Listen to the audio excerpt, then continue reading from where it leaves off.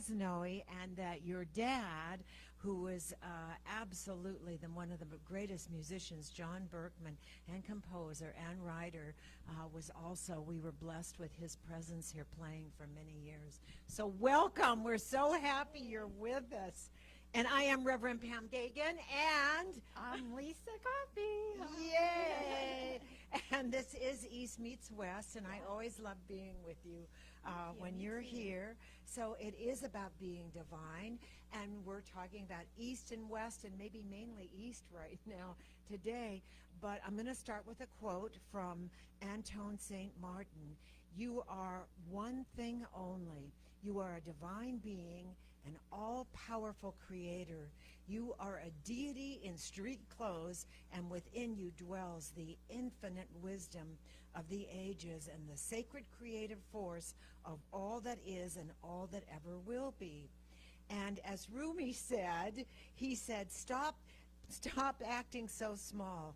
You are the universe in ecstatic motion. What you seek is already seeking you.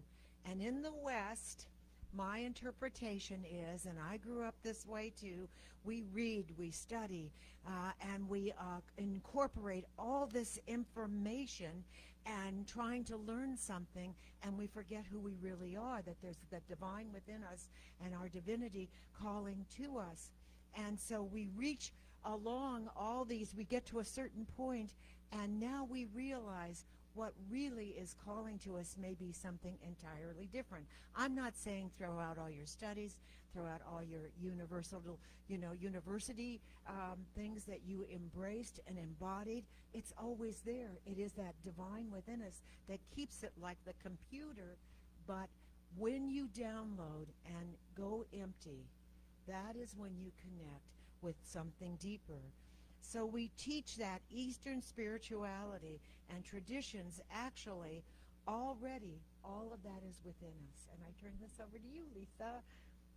It's amazing because the fact that we are indeed divine is like this big secret, and are we in on the secret? And sometimes I don't think we are, because we may have heard it, but we don't believe it. And there's a story about how when God created the earth, he created everything just so beautifully and so perfectly and so divine. And then he says, okay, so what am I going to do about this knowledge? Where am I going to put this knowledge that you are divine? It's a secret. I want people to find it and discover it for themselves. Should I place it at the deepest bottom of the ocean? And the angel said, no, they'll look there. Humans are very curious. They'll look at the deepest oceans. Well, should I place it high in the sky amongst the stars? No, they'll figure out a way to get there. Then where should I hide it? And the angel said, well, you should hide it in the last place they'd ever look. Hide it deep within themselves. That is like, it takes us a while, like they say outer space is the last frontier. No, I think inner space is the last frontier. That's where we all need to go, and it takes us a while to get to that age and that spiritual maturity to know that we need to sit still and be quiet and know who we are essentially. And it's interesting that you say, the topic is be divine. It's not act divine or, convince yourself you're divine. It's just be. And that should be the easiest thing for us to do, right? But it's not. But the Beatles had that song, Let It Be, right?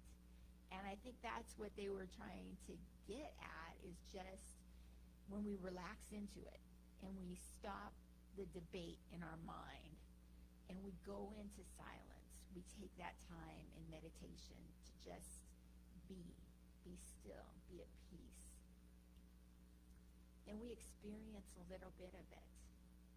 We experience a little bit of that bliss, that existence, and then we get a taste for it. And then we want to experience it more. And then the more we do it, the more we bring it into our waking life, the more we can assimilate it into what we do. So the goal is to do what you are, right? Bring who you are to what you do. And, there's a new model for leadership, one that I certainly didn't grow up with, and I assume most people in this room didn't grow up with. And the leadership role before was people you would go into wherever you were, a meeting, a church, wherever it was, and you assumed that the person that was in charge was now going to tell you what you should be doing in your life and in the corporation. And now there is that shifting to that Eastern thinking that is, I think the I Ching says, give God your empty rice bowl. Just be open and receptive. And so now the leadership is now looking, if they walk in with the hidden namaste within them, and you can call it whatever you want. You can call it, I recognize the brilliance in you, I recognize the divine within you, whatever is it you want to call it. When the leader of anything does that, recognizes already that there is a divinity and there is something so much greater happening than I could ever imagine, because I can't tell you what your creativity is, and you can't tell me what my creativity is. But when you go into that allowing and listening and recognizing the brilliance of each and every one of us, and then go into not only not naming them, but open and receptive to recognizing it and allowing them to recognize it, that is when you create that powerful community and that powerful mind. And so that comes to everything. So when now the leaders recognize that, you're just there to listen and then incorporate their greatest strengths that none will match in a room. None of them will match. Maybe you'll come to the same conclusion, but none will match. And I always say, has anybody ever gone to a therapist? Of course. Anybody not? Anybody not gone to a therapist, or at least a friend here? And so you go to the therapist, and what do? You sit there and you just spill your guts. And you tell them everything, because their job is to keep all of what's happening with you secret, and to affirm and help you. And you walk out and you say, before you walk out, you say, oh my God, this is the greatest information. I just am so happy, you have helped me so much. But in reality, the therapist has said so little. All they did was leave the space for you to be unconditionally who you are, supported and loved, and feel safe in those moments. Yeah. And so it's a whole shift in thinking these days. Right, and I think a lot of that has to do with who we think we are is who we identify with. So, here we are today in this certain space and time, and I'm dressed a certain way, and my hair is a certain way, but, this is really interesting. I got the best Christmas gift this year from Freddie, believe it or not. Oh, Freddie's her oldest son. He's 35. He's a wild card. He's a wild card. I love him. He's so creative. But I spent some time with him last month, and he said, Mom, do you still have those old videos of when we were kids? I said, yeah, we had them on VHS, and I switched it to DVD, and now they're just sitting there because nobody has DVD players anymore. And he said, why don't you send them to me? I'll see what I can do about it. So he took all those DVDs and put them on a YouTube channel for our family.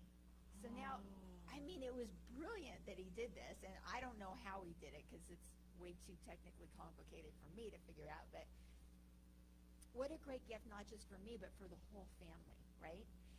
And so I'm looking back at these videos from the 80s and 90s, okay, and I'm seeing how much has changed. Here's this little Freddie and this little Brian, and do I recognize them? They certainly don't look like they do today. They're not wearing the same clothes. They don't have the same hair. They don't have the same minds. Everything changes. Our body changes. Our mind changes. Our intellect changes. But what is it about them that I recognize that's Freddie, that's Brian. It's the divinity within them. It's that light that shines, that I would know them anywhere. I would know Pam anywhere. I met Pam like 30 years ago, probably, okay? Yep. With babies. Yeah, with babies. We were both young moms and everything, right? You were young. I was not so young. But, I mean, look at how much we've changed. Considering we're only 35 now. Go Yeah. ahead. I mean, how much we've changed and everything. But this is that same beautiful Pam, with everything she's been through and everything her kids, and it was like Mom Pam, now she's Grandma Pam, it's like, but she's still Pam, and that I that she says I am, and that I that I say I am, is the same divine light, and that's what doesn't change. Doesn't matter how old we are, doesn't matter how much we've been through, doesn't matter how much we try to be something we're not, right? We can't, we can put on different clothes, we can put on different hats, but those are just roles we play, like actors on a stage, I'm a mom one day, I'm a wife one day, I'm a, writer one day, I'm here at the church as a member one day. All those things change, but that divine within, that is eternal. And what does it even mean to be eternal? Eternal doesn't mean forever and ever and ever and ever, because when you say forever, it implies that there's time. In our human constructs, we think of time. Forever is a long time. It's not. It's the continual now. It's the non-changing. It's the place where there's no time, there's no space. It's just existence, consciousness, bliss. And I embrace that. And by the way, I just had this aha. When I am with you, I don't know, I feel like a teenager. We go back to that time almost. We do woo-woo things, and we laugh and do a lot of things like that, which is so interesting. And I've always learned a lot from you. And what I've learned a lot from is your humility.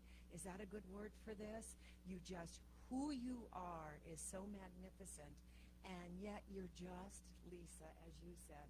It is so amazing to me. Yeah. Well, honestly, that feels so good for me to hear, because I think like a lot of us growing up, I had those insecurities. I had a low self-esteem. I was, awkward growing up. Never had a boyfriend. I had acne. I had braces. I had big, thick glasses. I was like, ugh, I just felt like, and my sister was so beautiful and always had boyfriends, and I was just, I didn't feel good about myself. I had to learn through growing up and through turning to spirituality, what was important in life and what made a person, who they are, how we all have such gifts, and it doesn't matter what we look like or who we know, or, it's all about our relationship with the divine. That's the most important thing. Growing up in Hollywood, it was all about who you knew. Working in the industry was all about how you knew and how you got in there, too. But no, I agree that anything that's ever happened to either one of us that was good or whatever it was came from us. I'm going to shift here just for a second. Hemingway said, and it's about being in touch with the divinity. He said the story, and I'm doing this not only for myself, but for Plumman, too, who's a writer. He said, the story is useless. The story, what did he say? He did not say. Hemingway would say, unless the story is writing itself, he would put the pencil down. He would not go any further. He would write every day, but only as long as the writing was freely given to him, through him, as him. And so when the famous 19th century, I think his name's I'm not sure how to say it exactly, Rilke, I think he's a wonderful poet. What is it? Okay. When you ask, he said, how do you become a poet? He said, you don't become a poet. The calling is within you, and it is undeniable. And so again, you are called to something greater, despite what your parents told you should or should not be, or you could or could not be, or how you would, reach success in one way or another. It is already within you. And then Rumi said, wherever you are and whatever you do, be in love. And I agree with that. That divine spark. Always, my happiest moments have nothing to do with the material world. My happiest moments is when I am in there's that oneness and that divinity within me that just rises above and says yes. And just one more quote. Jesus said, as little children, which means would be like little children, which means that they have the innocent beginner's mind. Many adults walk into a situation thinking we have all the answers, which makes them unteachable. The mind that truly knows is the mind that is receptive to the higher vibrations and also is the empty mind. The empty mind doesn't mean you forget everything. The empty mind means that you have space to recognize with that connection in those moments who you are, and that's why I love that video. But you are that divinity throughout eternity. Yeah. And today actually is a very special day in Vedanta because it is Holy Mother's birthday. So Holy Mother is Sri Sharada Devi, and I wear her around my neck all the time because she's the person I look up to the most, the person I want to be like, the person who set an example of how to be in this world but not of it, like Jesus always said, how to live a life filled with chaos and confusion like we all do, and yet remain holy and still and peaceful and be able to benefit people, by just your mere presence. But people would say to her, how do you do it? How, she had these crazy relatives and stuff. She had people gave her so much trouble, and she cooked the meals, and she did all this stuff like you're supposed to do, and she was a holy person. And she said the one piece of advice she always gave people when they asked is she said, don't find fault in others. Just accept people as they are, who they are, because they're all divine. They're all my children. And, I think if we're trying to aspire to not only be divine, because we know we're divine, but to feel divine and to embody that divinity, that's the best thing we can do, is just not find fault in others. It's so interesting because to connect, one of the ways you can do anytime you're going into a meeting or a group or anything else is already determine that who they are is the namaste. And the gentle, you don't have to say it out loud. You don't have to come in and go, namaste. And people say, geez, what are you doing here? So anyway, but it is recognizing the divinity in all of them and the wisdom in all of them. And if you just do that silent, when you go into any meeting, any group, you will just be amazed at how that will unfold in no matter how many people are there or how many people aren't there, and how the rhythm and the flow of everything will just go so perfectly. Yeah, because there are no coincidences in life. Everything is a divine appointment. So anyone we meet, there is purpose behind it. And when we recognize that divinity in that person, even if that person is angry and yelling at us and furious, if we just, let our light shine and, stay in the moment, let them have their say, whatever needs to be done, don't find fault in them, everything changes, right? So this is not your life forever being yelled at by this person. Just, let it be. Then we can all learn and grow from this situation. Everything, everyone, every experience is divine it's all meant to support us in our spiritual growth. And I just want to share just one small Christmas story, and I'll try to make it as little as possible. I live in a block that's very, very small. And those who have visited me, at the end of a dirt road, and so the neighbors on the end of the dirt road consist of 1, 2, 3, 4, mainly the 4 of us, right? And so every Christmas we exchange gifts, and we meet one another. And then the Robins, who live on the one side, and then my daughter now lives on the other side of me. This is amazing to me. I've known them now since Spencer was born, so 33 years. 33 years, and first of all, I am good friends with them. But Winnie, and they walk their dogs around my niece's house, which is around the corner too, which is great. And Winnie and Robin's done, I always say my house is the house that Robin built. He's a contractor. And also he's helped Winnie a lot. Yesterday I walk into my niece's house, and I had my agenda on board. And my agenda was that Ralph Brennan gave Winnie the most incredible gift. It's her mother's birthday, Christmas Day, and she was a Marilyn Monroe fan, and she looked like Marilyn Monroe. She really did. My sister was just adorable. And when also she, I can't explain it, but I wanted her to open this doll because he gave her a Marilyn Monroe doll from the 7-Year Itch where her dress is blown up. And I was so excited about this. So I get there, and I'm there like 2 minutes, and everybody's running around like crazy. And it's the first time, I'm going to go back, I'm going to digress. The first time the Robins, they're both named Robin, live next door to me. Winnie always says, come, come, come. They never come. They came yesterday. They're running around like crazy. I'm following Winnie around saying, you got to open this present. You got to open this present. Well, all the electricity went out, and the ovens and everything else. And nobody could fix it in the house except for Robin. The first time he's ever been there, the first time that all their electricity was blown out, he just quietly went home, and he came back.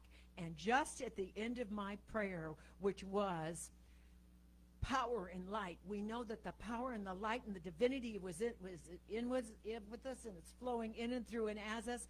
And whatever the ending was, and I said, and so it is. And the power came back on, and Robin fixed it. And so this was just amazing. And they all said, Pam, we always want you to say prayers for us now. And I said, honest to God, that was a divine coincidence, and the very first time Robin has ever been with us, too. I just think all the coincidences. Anyway, I'm going to close with your greatest job, as I say, is to suit up, show up, and know that the universe as a self-organizing entity is open to having us express the highest and best we are in our own unique way. And again, it's my place to hold that space for you, not to do an agenda for you, which I'm very good at. For some of us who know me well, it's like, well, could you do this, this, this, and this, and do it my way, too? Anyway, but without manipulation, knowing it is the highest and best for all. And there is that candle of reality that you are, once it is kindled and it is with you. I know there's a void in our soul from time to time. Don't you feel it sometimes, that void? When that candle is lit within you, you are filled with greatness. So I say, this is my closing line, set your life on fire and seek those around you who fan those flames. Beautiful. And I'm going to stick with that light analogy. And I don't know if you guys have heard that song, This Little Light of Mine, I'm gonna let it shine. So let's try for this 2022 to let our light shine, to remember that divinity within, and to shine through all the confusion and chaos and stuff that's going on everywhere. But just remember those, like this, as an affirmation: shine through, be you, be divine. Oh, thank you, Lisa. Yay! And by the way, and in closing, my new mantra is Arise Anew in 2022. And how you do that is by being empty and starting with letting go of all the clutter that clutters our mind that you just